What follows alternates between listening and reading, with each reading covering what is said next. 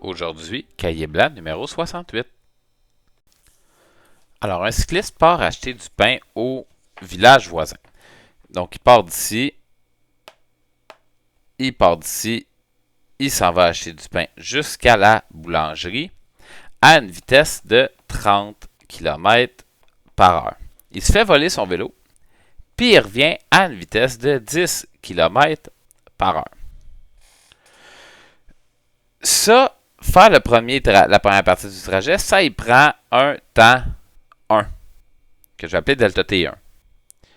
Je sais aussi que le temps 2 va être égal au triple du temps 1. Pourquoi? Parce qu'il va 3 fois moins vite. Donc, ça va prendre 3 fois plus de temps. Donc, juste par cette réflexion-là, je pourrais arriver à la conclusion que 3 fois delta T1 est égal à delta T2. Mais je pourrais aussi arriver à cette conclusion-là de la manière suivante. Je sais que la distance parcourue, ici, que la distance parcourue, delta x, est égale à la vitesse 1 fois delta T1. Et cette distance-là est la même. Delta x est égal à la vitesse 2 fois delta T2. Donc, dans notre cas, la vitesse 1, 30 fois le temps 1. La vitesse 2, 10 fois le temps 2. Et je peux égaliser ces deux équations parce que la distance parcourue est la même. Donc, 30 delta T1 est égal à 10 delta T2.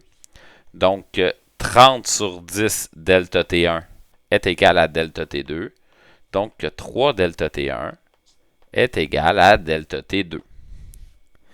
Fait que je peux arriver que ça va me prendre 3 fois le temps 1 pour quand je vais marcher à 10 km/h. Maintenant, je sais que je veux connaître la vitesse moyenne.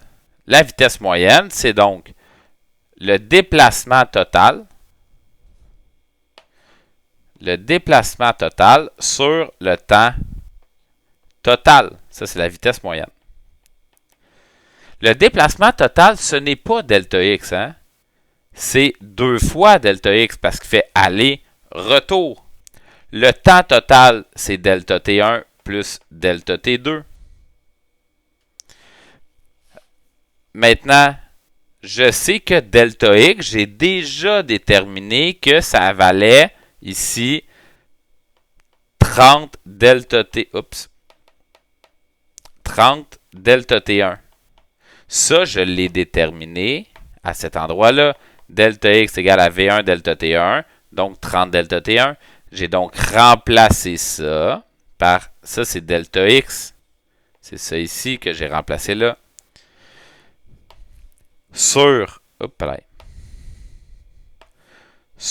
delta T1, plus j'ai déterminé que ici, que delta T2 pouvait être remplacé par 3 delta T1. C'est que delta T1 plus delta T2, je peux remplacer delta T2. 3 delta T1. J'arrive donc à l'équation que la vitesse moyenne est égale à 60 delta T1 sur 4 delta T1. Ça s'annule. La vitesse moyenne est donc égale à 15 km par heure. Dans ce cas-ci, c'est juste une question de remplacement. Je détermine la valeur de quelque chose qu'après ça, je peux aller remplacer ailleurs. C'est tout pour le numéro 68.